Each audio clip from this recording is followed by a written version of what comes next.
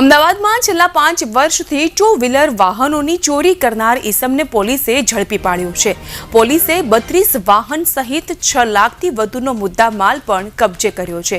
Bodakdev, Vastrapur, Sola, satellite, Anandnagar university તેમજ બોપલ જેવા અલગ અલગ વિસ્તારમાંથી ઈસમે વાહનોની ચોરી કરી હતી, જેને લઈ પોલીસે તપાસ શરૂ કરી હતી.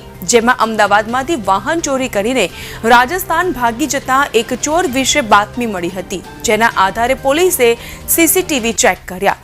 પોલીસે સીસીટીવીના આધારે રાજસ્થાનના ડુંગરપુરના પાંદેડી ગામમાં પહોંચી અને આરોપીને ઝડપી લેવાયો.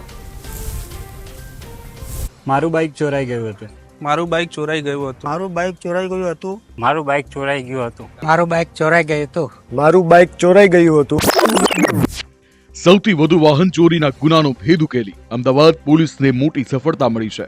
અમદાવાદના અલગ અલગ વિસ્તારોમાં તરખાટ બચાવતો માસ્ટર માઇન્ડ, જેની પાસેથી 1 કે 2 નહીં પરંતુ કુલ 6,91,000ની કિંમતની 32 ચોરાયેલી ટુ વ્હીલર રિકવર કરવામાં આવી છે.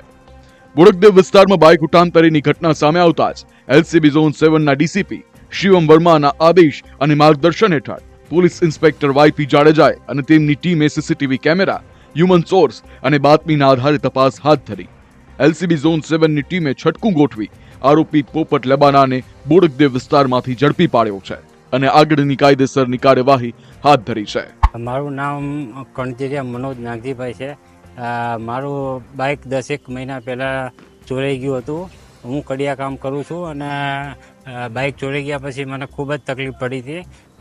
મેં આશા છોડી દીધી હતી બાઇકને, પણ એલસીબી ઝોન 7ને મારું બાઇક શોધી દીધું છે, તો એ બદલ એમનો ખૂબ ખૂબ આભાર.